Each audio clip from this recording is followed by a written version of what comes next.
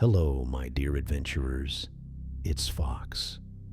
Welcome back to another evening of shared stories and adventures. Have you ever felt that chill creeping up your spine when the first frost appears on your window? That moment when you realize the warmth of summer is truly gone and something darker approaches? Tonight we're venturing into one of the most haunting legends ever told. A tale that spans continents and cultures, whispered around fires for thousands of years. We're exploring the long night, the White Walkers, and the heroes who stood against an endless winter that nearly consumed the world, from the frozen wastes beyond the wall to the golden palaces of distant Yitai. Every civilization has their version of this nightmare. Some call them others. Some know them as the Cold Ones, but all remember the terror they brought. Tonight we'll uncover the truth behind these ancient horrors, discover the legendary figures who fought them, and explore the mysteries that still haunt the world today.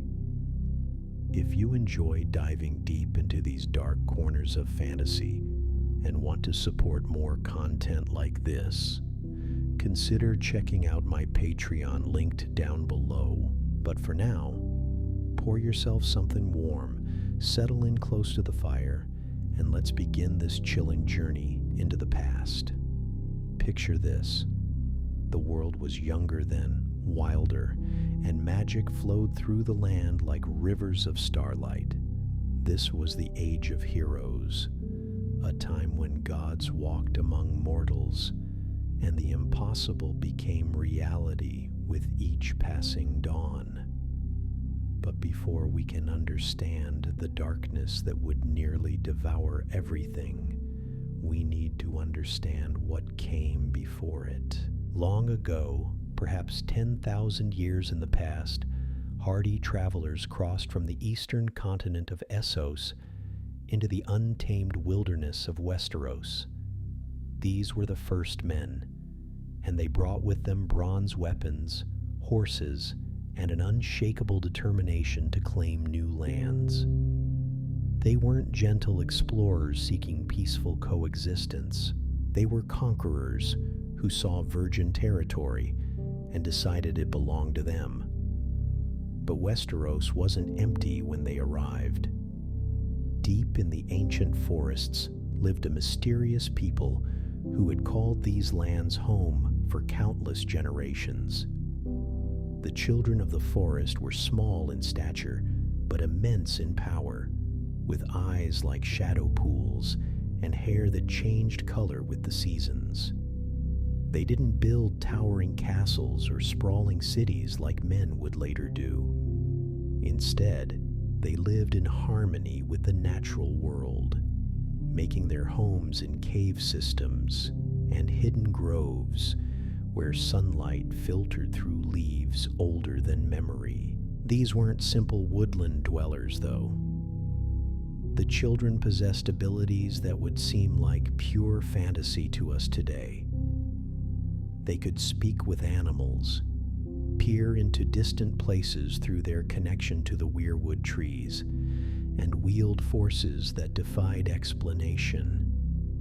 When the first men began cutting down the sacred weirwoods and carving up the landscape for their own purposes, the children struck back with everything they had. The war that followed lasted for centuries. Bronze clashed against obsidian, human stubbornness met magical fury, and the land itself became a battlefield where neither side could claim total victory.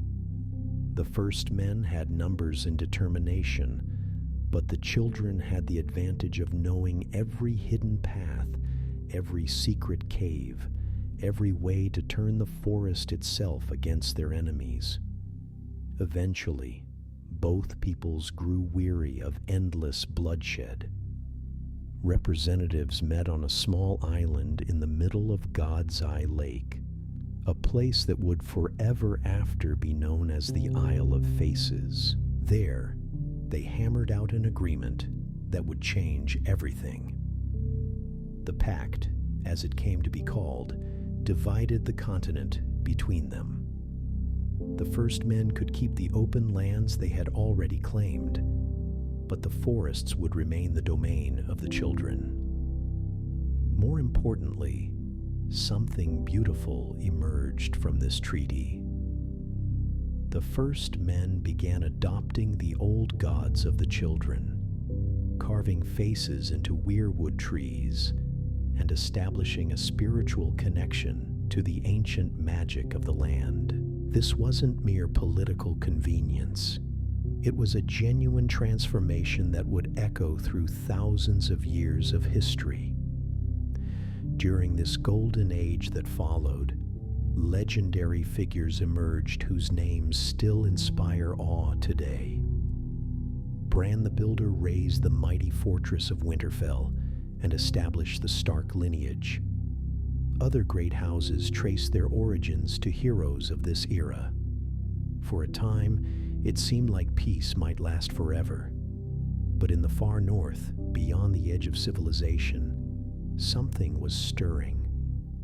The lands of always winter, those desolate regions where no human had ever successfully explored, began to change. Ancient powers that had slumbered since the world was young slowly awakened to a new and terrible purpose. Old Nan, the storyteller of Winterfell, would later describe it in words that chilled the blood. She spoke of shadows falling across the world, of men freezing where they stood, and women screaming in terror as their children wept. She told of pale riders on dead horses, leading armies of the slain, who walked again in mockery of life. This was the beginning of the long night, and it would test humanity in ways no war or natural disaster ever could. The others, as they came to be known in the north, were tall and graceful beings of inhuman beauty and terrifying power. They weren't dead exactly, but they represented something fundamentally opposed to warm, breathing life. Where they walked, the very air grew cold enough to freeze a man's breath in his lungs. These creatures moved across snow without leaving prints, gliding like dancers in some macabre performance. Their presence brought mists and an unnatural chill that could kill as surely as any weapon. But it was their blades that truly marked them as something beyond mortal understanding. These swords were forged from ice itself, but not ordinary ice. They were crystalline and impossibly sharp, able to slice through steel armor as if it were cloth.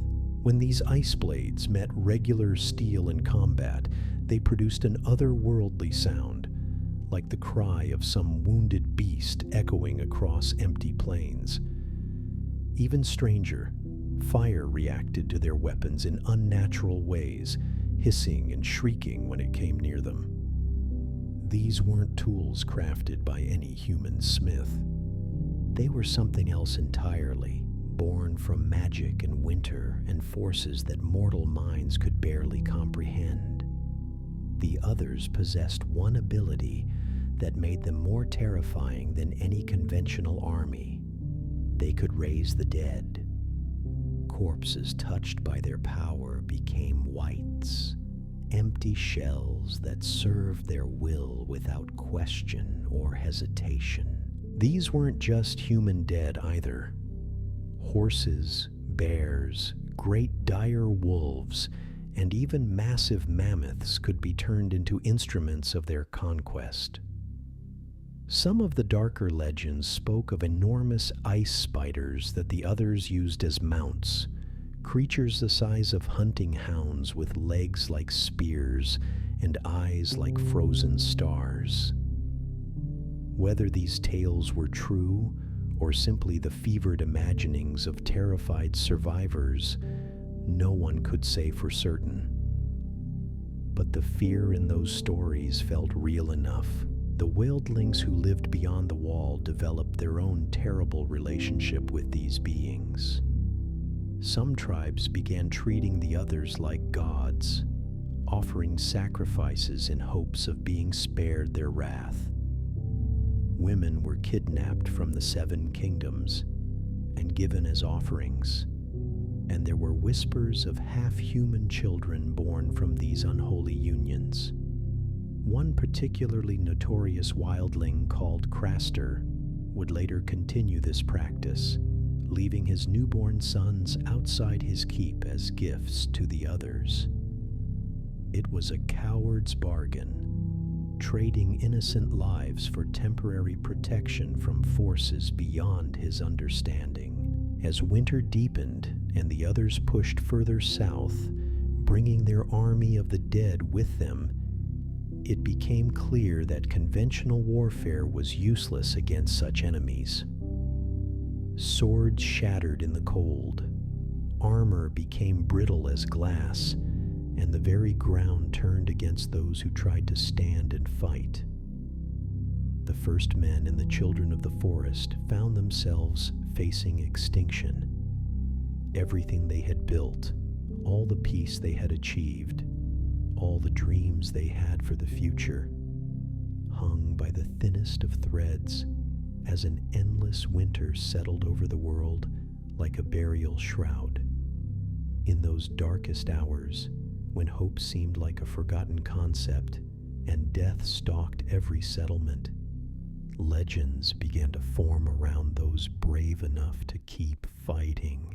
Heroes emerged from the frozen wasteland, carrying weapons forged from desperation, and hearts filled with the kind of courage that only appears when everything worth protecting is about to disappear forever. The most famous of these champions has no name that survives in any record. History knows him only as the last hero, and his story would become the foundation for every tale of courage told in the centuries that followed. According to the ancient tales passed down through countless generations, the last hero began his journey with 12 companions, a horse, and a loyal hound. These weren't just any warriors pulled from taverns or training yards. They were the finest fighters the first men could offer, each one a legend in their own right, carrying weapons blessed by the old gods and hearts steeled for the impossible task ahead. But the others and their whites showed no mercy to courage or skill. One by one, the hero's companions fell to the supernatural cold. Their swords snapped like icicles in the freezing air, their blood froze in their veins, and their bodies joined the ranks of the enemy they had sworn to destroy.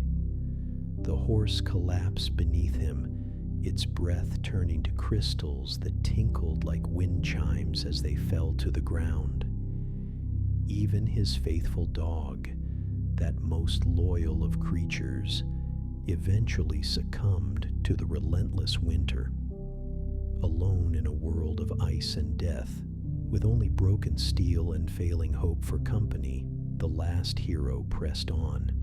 He was pursued by creatures that belonged in nightmares, giant spiders with legs like crystalline spears and eyes that burned with cold fire.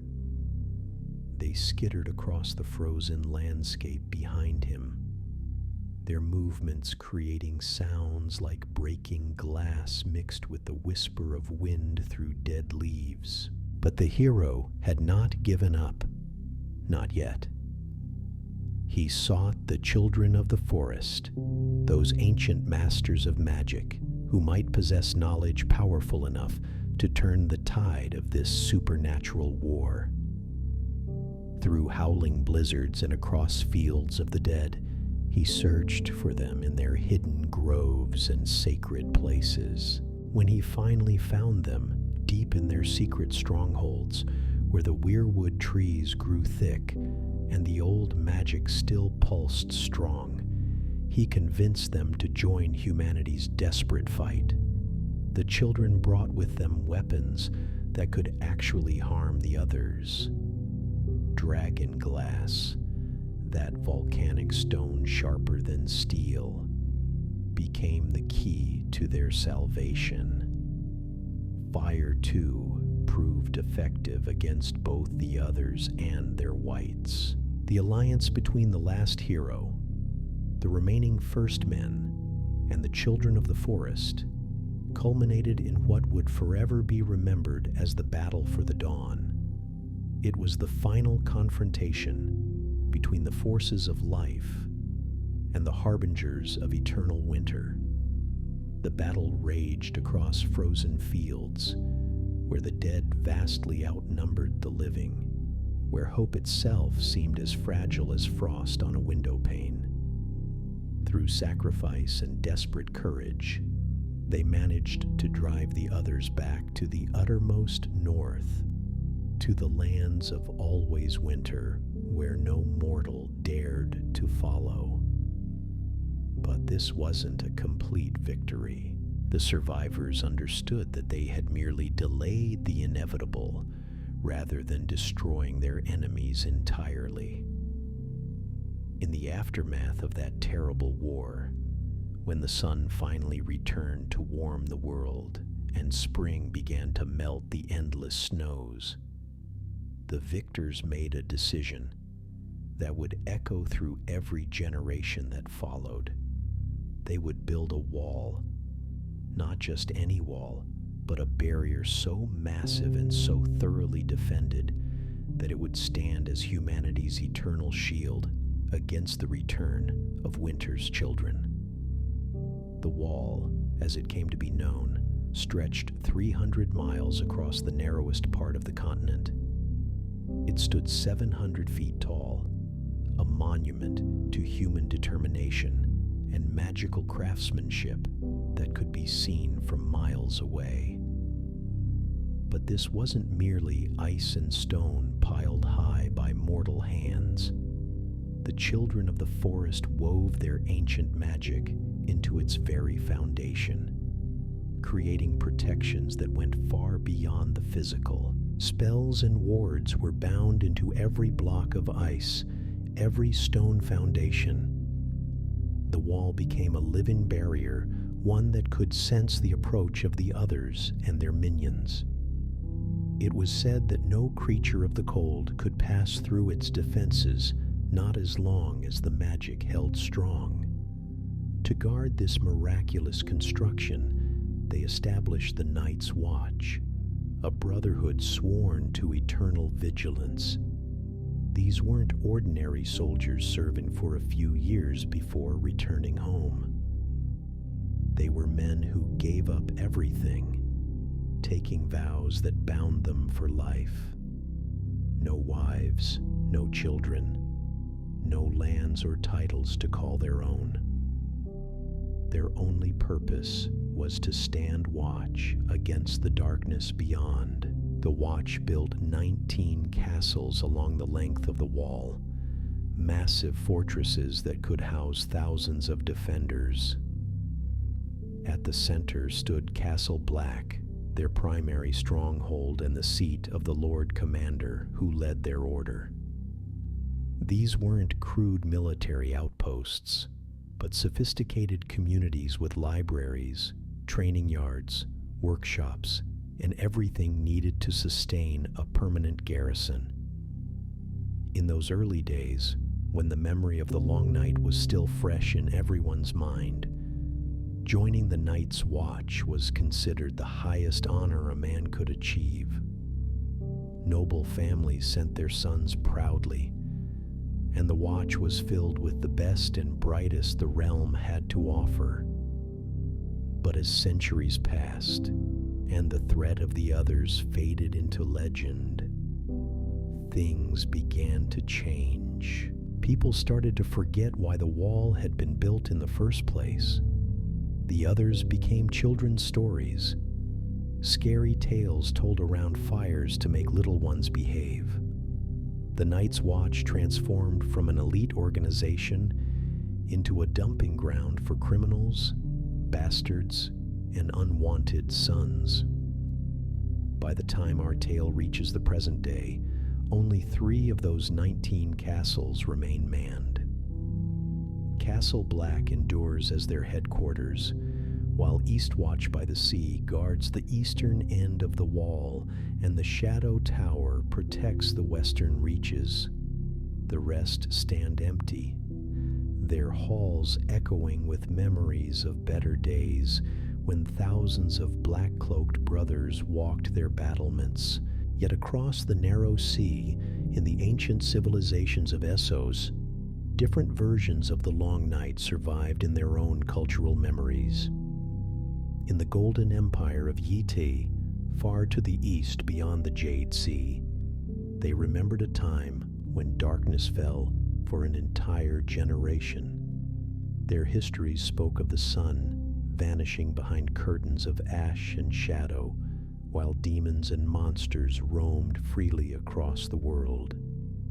The GoT version of events centered around their own hero, though frustratingly little detail survives about this figure. The only fragment that remains tells of how the catastrophe was finally ended through the deeds of a woman with a monkey's tail, which sounds either fantastical or symbolic, depending on how you interpret such ancient tales. What makes the GoT account particularly fascinating is how it connects the Long Night to an even earlier disaster, the fall of the great empire of the Dawn. According to their legends, this empire was ruled by god emperors who claimed descent from the Lion of Night and the Maiden of Light, celestial beings representing the eternal struggle between darkness and illumination. These divine rulers supposedly governed during an age of unprecedented peace and prosperity, when the world knew neither war nor want. But as generations passed, each successive emperor's reign grew shorter and more troubled. The bloodline was weakening, and with it, their divine mandate to rule. The final legitimate ruler was Nonathist Empress as the Am, but she was murdered and usurped by her younger brother, who took the title of the Bloodstone Emperor. This usurper was everything his sister had not been. Where she had been wise and just, he was cruel and tyrannical. He practiced dark sorceries and necromancy, perverted the natural order, and committed acts so terrible that the very gods took notice. Most damning of all, the Bloodstone Emperor cast down the traditional gods of his people and began worshipping a black stone that had fallen from the sky. This act of cosmic blasphemy finally triggered divine retribution. As punishment for his crimes, the Lion of Night devoured the sun and stars, plunging the world into the endless darkness known as the Long Night. This version raises profound questions about the nature of the disaster. Was it a supernatural punishment for mankind's sins, or simply a cosmic catastrophe that different cultures interpreted through the lens of their own beliefs and mythologies? The answer might lie in understanding how these events were remembered in other parts of the world. Far to the southeast, in the mysterious city of Asshai, they tell yet another version of these ancient events. Asshai sits at the very edge of the known world, built entirely from black stone that some say came from the same source as the fallen star the Bloodstone Emperor worshipped. It's a place where shadows gather and strange lights dance in the darkness, where sorcerers and shadowbinders practice arts that would be forbidden anywhere else. The Asshai version of the Long Night focuses on a hero priest known as Azor Ahai, whose legend would eventually spread across much of Essos and influence religious movements that persist to this day. According to their ancient texts, Azor Ahai realized that only a weapon of extraordinary power could drive back the darkness and its servants. He labored for years to forge such a blade, failing twice before achieving success. His first attempt involved tempering the sword in water, but the blade shattered when he tried to use it. His second effort saw him drive the weapon into the heart of a lion, but again, the steel proved inadequate to the task. Finally, after 100 days and nights of preparation, Azor Ahai understood what was required. He called his beloved wife, Nissa, to his side and explained the terrible sacrifice that duty demanded. She agreed, knowing that her death might save the world, and Azor Ahai drove the blade into her heart. Her soul, her blood, her love, and her life force poured into the steel, transforming it into something beyond mortal craftsmanship.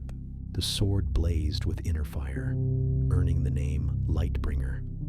And with this weapon of sacrifice and sorrow, Azor Ahai drove back the darkness and ended the long night. The Red Priests who serve the Lord of Light believe this legend holds the key to humanity's future. They speak of prophecies claiming that when darkness threatens the world again, Azor Ahai will be reborn to wield Lightbringer once more. The signs they watch for are specific and ominous. Stars will bleed in the sky. The cold breath of winter will fall heavy across the land, and from the flames will emerge a warrior destined to become humanity's champion. But prophecies are tricky things, aren't they? They speak in riddles and symbols that can be interpreted a dozen different ways.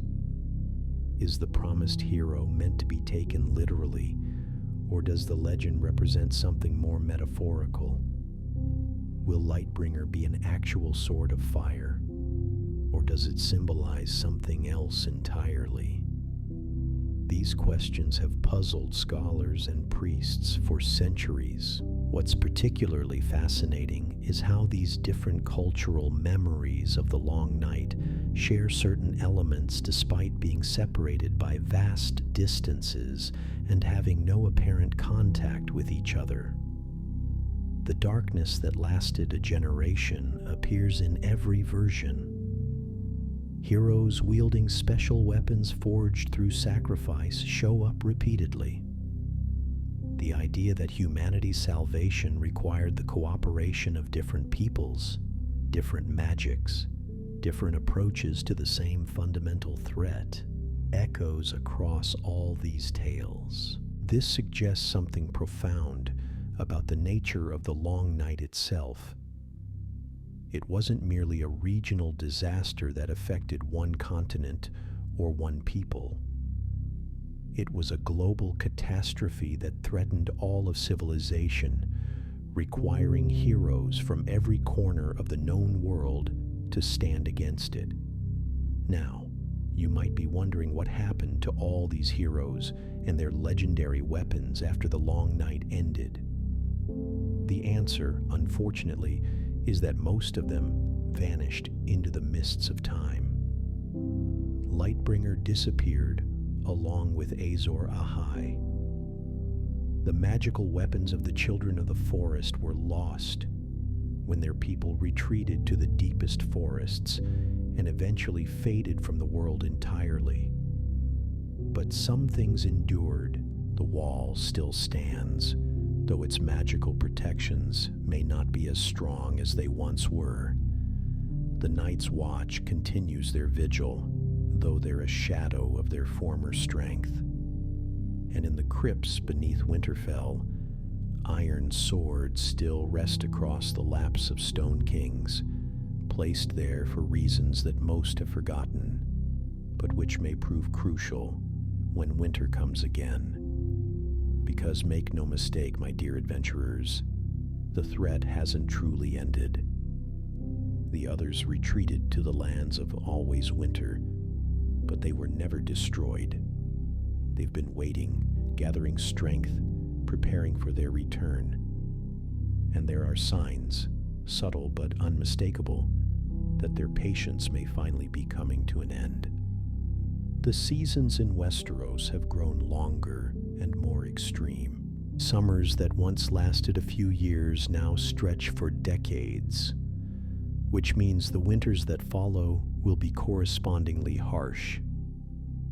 Maesters who study such things have noted strange readings in their instruments, unusual star patterns, and reports from the far north that would chill your blood if you knew what to make of them. The wildlings beyond the wall have been moving south in greater numbers than ever before. They speak of things in the deep wilderness, of shapes moving in the perpetual twilight of the far north, of sounds that have no natural source. Many dismiss these as the usual wildling superstitions, but those who remember the old stories recognize the signs. Perhaps most ominously, there have been reports of the dead walking again, not the shambling corpses of common folklore, but something far more purposeful and organized. Rangers of the Night's Watch have found evidence of wights, though few who encounter them live to tell the tale. The great families of Westeros have largely forgotten why their ancestors built the wall and established the Night's Watch. They see the Black Brothers as a convenient place to send criminals and unwanted sons, not as humanity's first and last line of defense against an existential threat. This ignorance may prove catastrophic when the time comes to face what's coming. But there are still those who remember. The Starks of Winterfell have never forgotten their ancient duty, though even they may not fully understand what that duty entails. Their words, "Winter is coming," aren't just a weather forecast. They're a warning that has echoed through their bloodline for 8,000 years. The Starks maintain traditions that other houses abandoned long ago. They still worship the old gods in their godswood, still carve faces into weirwood trees, still place iron swords in the hands of their buried dead. These aren't mere customs or superstitions. They're preparations for a war that most people don't even know is coming. Deep in the crypts of Winterfell, something stirs. The iron swords that have kept the dead at rest for centuries may not be strong enough for what's approaching. Ancient powers are awakening, old alliances are being tested, and the wheel of history is turning toward another confrontation between ice and fire, between death and life, between the endless night and the promise of dawn. The children of the current generation, those who will face this coming storm, show signs of abilities that haven't been seen for thousands of years. Some can enter the minds of animals, seeing through their eyes and sharing their experiences. Others dream of distant places and times, accessing memories that aren't their own. These gifts were once common among the first men, but they faded as the magical essence of the world weakened over the centuries. Now, as the wheel turns and the old powers stir once more, these abilities are returning. Young minds are touching forces they don't understand, seeing visions they can't interpret, feeling the pull of destiny to embrace. They're not ready. It's as if the world itself is preparing them for what's to come, giving them the tools they'll need to survive the trials ahead. The three-eyed raven, that mysterious figure who appears in dreams and visions, has been calling to certain individuals, drawing them north beyond the wall to places where the boundary between past and present grows thin. Through the Weirwood network, through the ancient songs of the earth itself, knowledge is being passed down to those who will need it most. But knowledge alone won't be enough. The heroes of the age to come will need more than understanding. They'll need courage, sacrifice, and the willingness to pay prices that previous generations could never have imagined. They'll need to forge new alliances between peoples who have been enemies for centuries, to bridge gaps between different magics and different ways of seeing the world. The dragons that once ruled the skies have returned to the world, brought back by fire and blood and will that wouldn't accept the impossible. These aren't just magnificent beasts. They're living weapons against the cold, breathing manifestations of the same forces that once helped drive back the long night. Their return signals that the cosmic balance is shifting, that the time of choosing sides is rapidly approaching.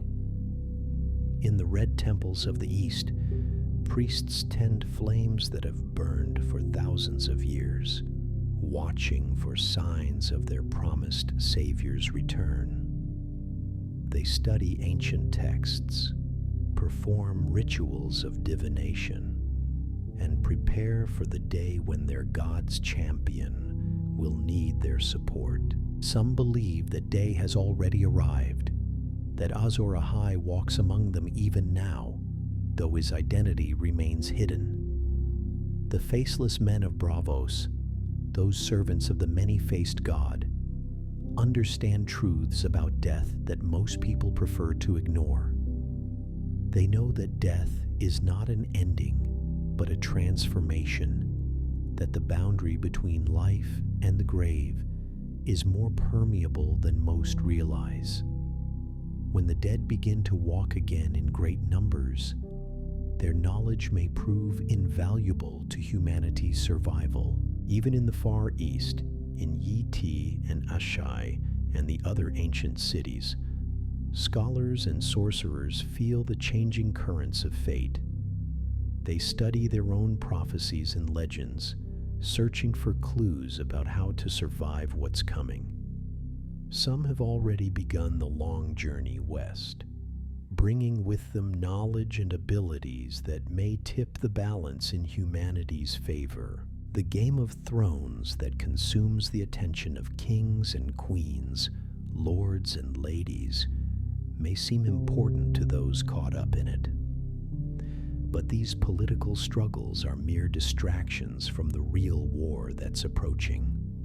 When the others return in force, when winter falls like a curtain across the world, all the noble houses and royal bloodlines won't matter if there's no one left alive to claim them. The wall stands ready, though its defenders are weakening after few, and its magic may millennia of service. The ancient spells woven into its foundation still hold, but for how much longer? The Night's Watch maintains their vigil, but they're outnumbered and outmatched by what's gathering in the frozen wastes beyond their sight. The legends speak of strange alliances forged in desperate times, when the very survival of the world hung by threads thinner than spider silk. In those ancient days, when the long-to-lift-in night first began, hope returned, like the first green shoots of spring. Survivors found themselves changed by what they had endured. The children of the forest, those enigmatic beings who had shared their deepest secrets with humanity's champions, began to withdraw from the world of men. They had given everything they could to the fight against eternal winter, sharing knowledge that had been sacred for thousands of years. But the cost of victory had been terrible for them as well. Their numbers had dwindled during the war, and many of their greatest green seers had spent their lives in the final battle against the darkness. Those who remained retreated deeper into the ancient forests, to hidden groves where the weirwood trees grew thick and the old magic still pulsed strong. They became whispers in the wind, shadows glimpsed between the trees, legends that would fade with each passing generation. Yet they left behind more than just memories. The surviving children taught certain humans the art of warging, the ability to slip one's consciousness into the body of an animal and see through their eyes. This wasn't a gift given lightly or to just anyone. It required a special kind of mind, one that could bridge the gap between human thought and animal instinct without losing itself in the process. Most who possessed this ability could only bond with one creature, usually a wolf or a bird, forming a connection that lasted until death claimed one or both of them. But the greatest of these skin changers could touch multiple minds, jumping from creature to creature like stones skipping across water. They became the eyes and ears of their people, able to scout vast distances and gather information that no ordinary spy could obtain. The art of green seeing was even rarer and more powerful. Those blessed with this sight could peer through the carved faces of weirwood trees, witnessing events both near and far, past and present. The greatest green seers spoke of visions that showed them possible futures, though these glimpses were often cryptic and subject to change based on the choices people made. As centuries passed and the memory of the long night grew dim, most people forgot that these abilities had ever existed. They became the stuff of children's stories, dismissed as superstition by those who preferred to believe in a world governed by steel and gold rather than magic and mystery. But the bloodlines that carried these gifts never truly lost them. They lay dormant, waiting for the right circumstances to awaken once again. In the north, among the descendants of the first men, these ancient powers stirred most strongly. The Stark family of Winterfell had always been different from their southern counterparts, maintaining traditions that others had abandoned and holding to beliefs that seemed quaint and outdated to more modern sensibilities. Their castle itself was a testament to their connection with the old ways. Built over natural hot springs that kept its halls warm even in the harshest winters, Winterfell had been designed to endure.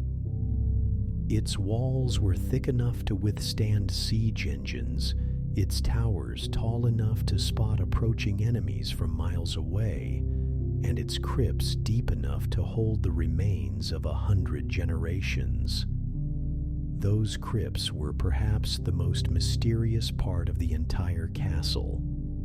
They stretched down into the earth like a stone forest, filled with statues of dead Stark lords holding iron swords across their laps. Local tradition claimed these swords were placed there to keep restless spirits at peace, but few understood why the dead of Winterfell would need such protection. The truth, known only to the oldest members of the family and carefully guarded through the generations, was far more complex. The crypts weren't just burial chambers. They were repositories of memory, places where the essence of the Stark lineage was preserved in stone and shadow. Each statue represented not just a dead lord, but a keeper of ancient knowledge, a guardian of secrets that might prove crucial when darkness returned to the world. The iron in their hands wasn't there to keep the dead at rest, but to keep something else from awakening. Deep beneath the crypts, In chambers that hadn't been opened for thousands of years lay artifacts and knowledge from the time of the Long Night. Weapons forged with dragon glass, scrolls written in languages that predated the coming of the Andals, and other things that were best left undisturbed until the time of greatest need. Young Stark children often reported strange dreams when sleeping in the castle, visions of wolves running through endless forests or ravens flying over landscapes of ice and snow. Their parents typically dismissed these as normal nightmares, but the oldest servants whispered that the castle itself was teaching the children, preparing them for destinies they couldn't yet understand. Brandon Stark, called Bran the Builder by history, had been more than just a great architect and founder of a noble house. He had been one of the last humans to learn directly from the children of the forest, to understand how their magic worked and how it could be woven into stone and timber. The castle he built was as much a magical construct as a physical one, designed to serve purposes that went far beyond simple defense. The Godswood at the heart of Winterfell contained a weirwood tree older than written history, its carved face worn smooth by centuries of weather, but still watchful, still aware.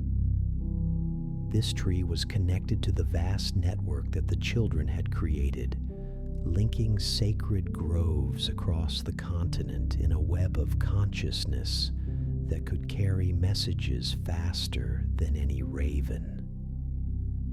When the Stark lords knelt before this tree to pray or seek guidance, they weren't just performing empty rituals. They were tapping into a reservoir of ancestral memory, accessing the collective wisdom of their bloodline and the knowledge of the children who had taught their ancestors.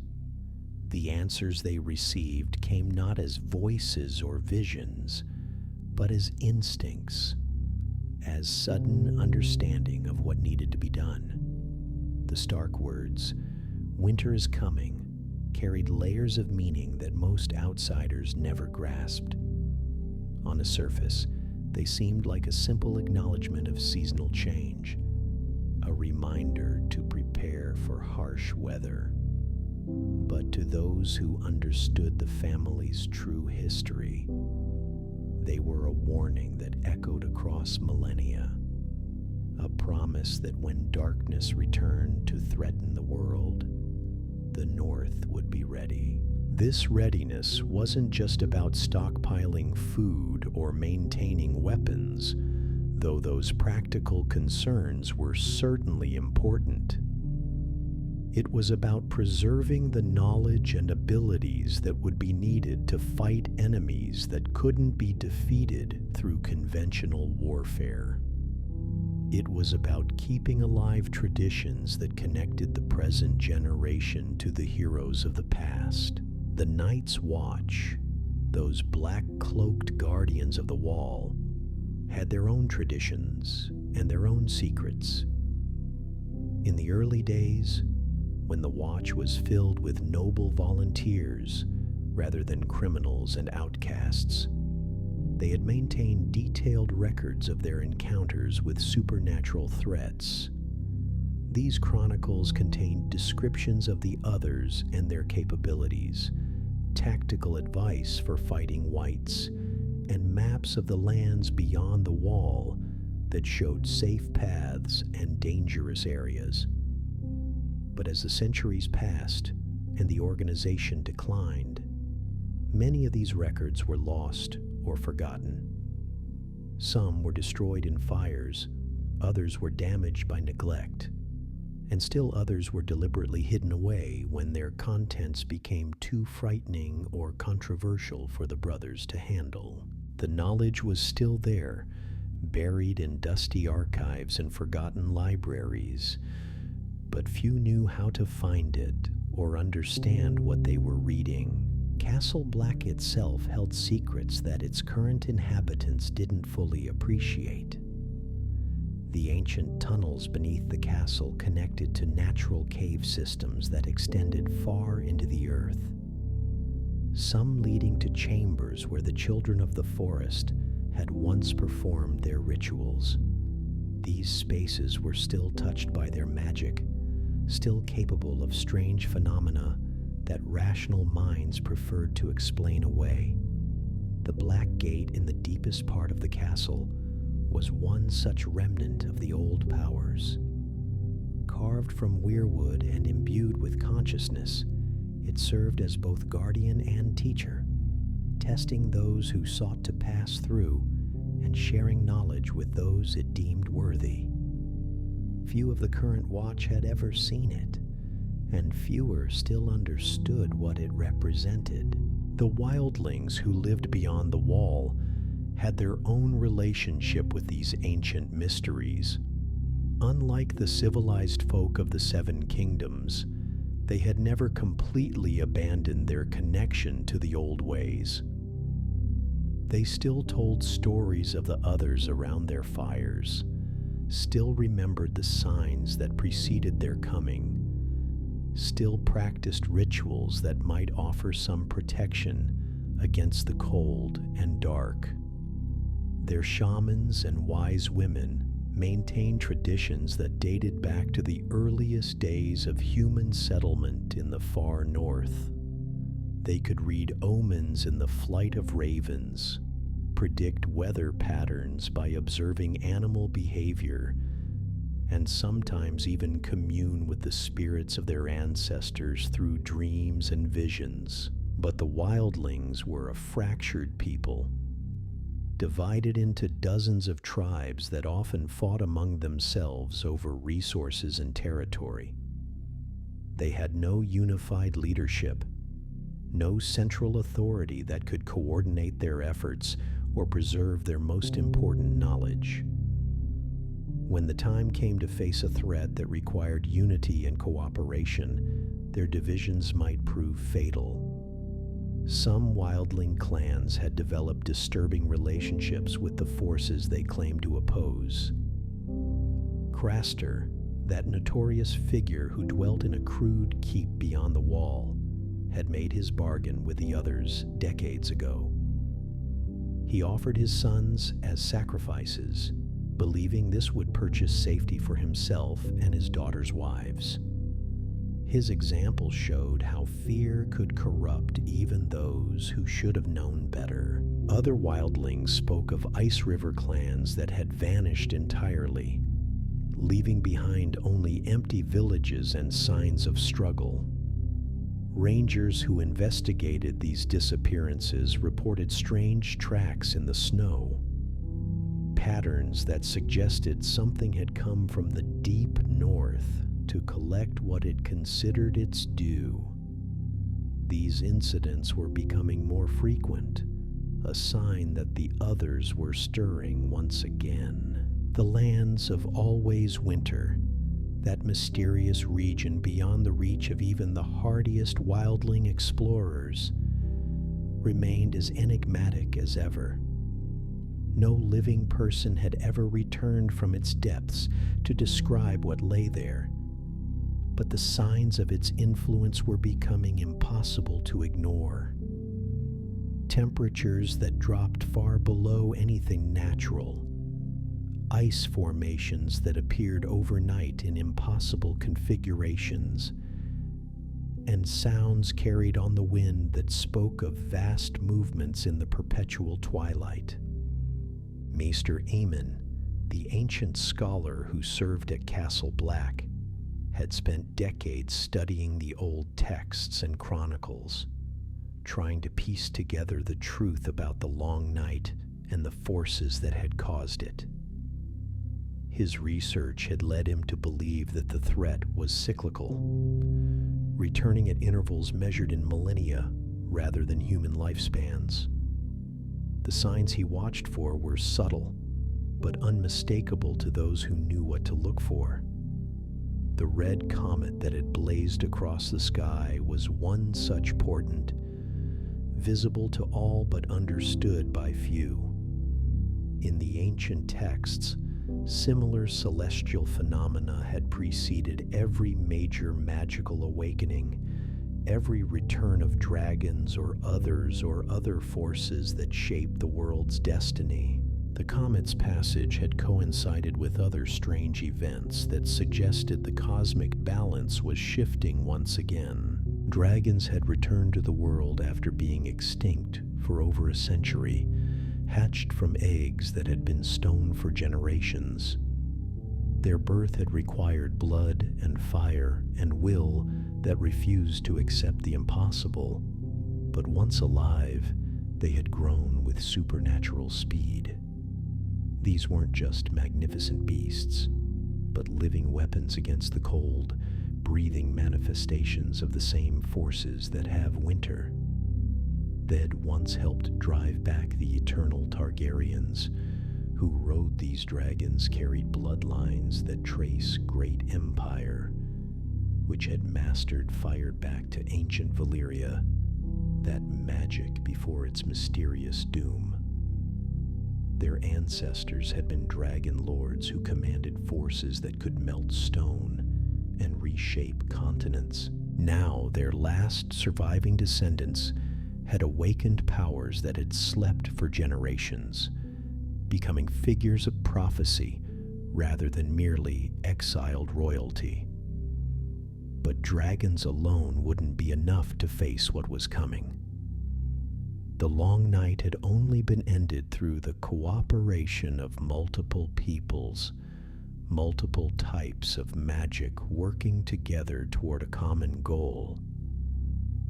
The coming war would require similar alliances, bridges built between groups that had been enemies for centuries. The Red Priests of R'hllor had been spreading their influence westward, bringing with them knowledge of fire magic and prophecies of a chosen champion who would wield Lightbringer against the darkness. Their temples in the free cities burned with flames that never went out, tended by priests who claimed to see the future in their dancing light. These servants of the Lord of Light spoke of signs and portents that matched remarkably well with the legends preserved in Westeros. Despite being separated by vast distances and cultural differences, they watched for the same celestial events, prepared for the same types of supernatural threats, and maintained the same belief that only a hero of legendary status could save the world from eternal night. In the mysterious city of Ashai, where shadows gathered and strange lights danced in perpetual twilight, sorcerers and shadow binders studied arts that would be forbidden anywhere else. They had access to knowledge that predated the doom of Valyria, to texts written in languages that hadn't been spoken for thousands of years, to artifacts that hummed with power that rational minds couldn't explain. And so, my dear adventurers, we've journeyed through the darkest chapter in the history of the known world. From the first clash between ice and fire, to the heroes who sacrificed everything to ensure that dawn would come again. We've walked beside the last hero in his desperate quest, witnessed the forging of Lightbringer in the flames of love and loss, and stood in awe before the wall that still guards the realms of men. But remember, these aren't just ancient tales gathering dust in forgotten tomes. They're warnings whispered across 8,000 years, reminding us that winter always returns. The others still wait in the lands of always winter. The dragons have awakened from their stone slumber, and the old powers stir once more in the blood of those who will face the darkness to come. Until next time, keep your fires burning bright. Stay safe and sweet dreams.